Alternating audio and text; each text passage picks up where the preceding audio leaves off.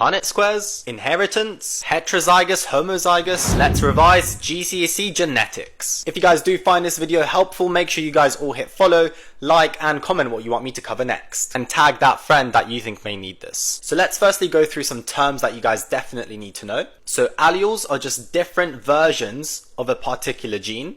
And there are dominant alleles and recessive alleles. Now, dominant alleles are dominant. They are always expressed. Whether there's only one or there's two, they're always going to be expressed. Whereas recessive alleles are not dominant, so you need two of them in order for them to be expressed. And when we are talking about them being expressed, we are talking about two things here. We're talking about the genotype and the phenotype. Now, the genotype is something we're going to look at in a second, which we see in the Punnett square. It's always made up of two letters, and they could be lowercase or uppercase. If it's a lowercase letter, that's recessive. If it's an uppercase letter, that's dominant. And if you have two lowercase letters or two uppercase letters, that's homozygous, homo meaning the same. And if you have a combination of lowercase and uppercase, then that's called heterozygous, meaning one of each. So you could have homozygous recessive, homozygous dominant, or you could have heterozygous. And these are all genotypes, so they're the letters which represent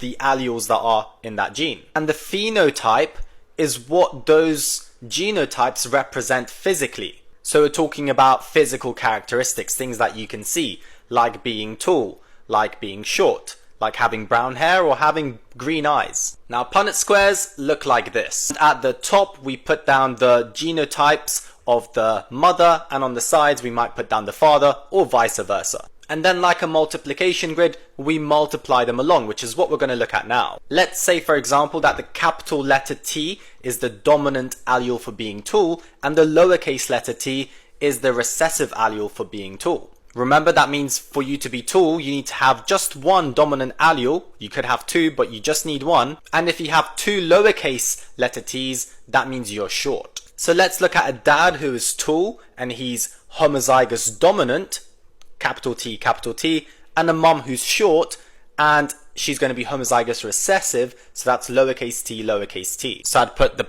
dad's genotype here, the mum's genotype here, and then we can start multiplying them out. So capital T multiplied by lowercase t gives me capital T lowercase t. And if I fill in the rest of the Punnett square, you can see that these four are the four possible genotypes of the offspring that this couple will have. And as you can see in these four boxes, they're all heterozygous offspring, and because they have at least one capital T, that means that all the offspring are going to be tall.